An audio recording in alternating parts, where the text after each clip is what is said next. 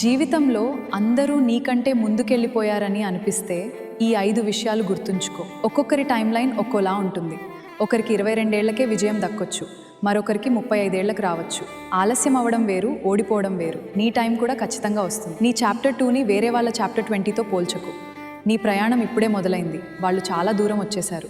ఈ పోలికే సరికాదు, కాబట్టి నిన్ను వేరే వాళ్లతో పోల్చుకోవడం ఆపే. సోషల్ మీడియా కనిపించేదంతా నిజం కాదు. సోషల్ మీడియాలో జనాల విజయాలు మాత్రమే కనిపిస్తాయి.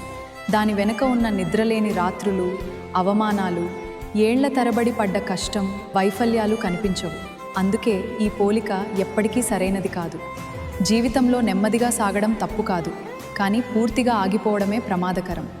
నువ్వు నడుస్తున్నంత వరకు ఆటలో ఉన్నట్టే. ఈరోజు నీ జీవితం నువ్వు అనుకున్నట్లు లేకపోవచ్చు. అంత మాత్రాన మంచి రోజులు రావు అని కాదు. నువ్వు పుస్తకాన్ని ఇప్పుడే తెరిచావు, కొన్ని పేజీలు తిరిగేయి. నీ జీవితంలో అత్యంత అద్భుతమైన అధ్యాయం తర్వాతి పేజీలోనే ఉండొచ్చు. కాబట్టి ఎప్పుడైనా నీ జీవితంలో వెనుకబడిపోయావు అనిపిస్తే ఈ మాటలు ఒక్కసారి గుర్తు చేసుకో.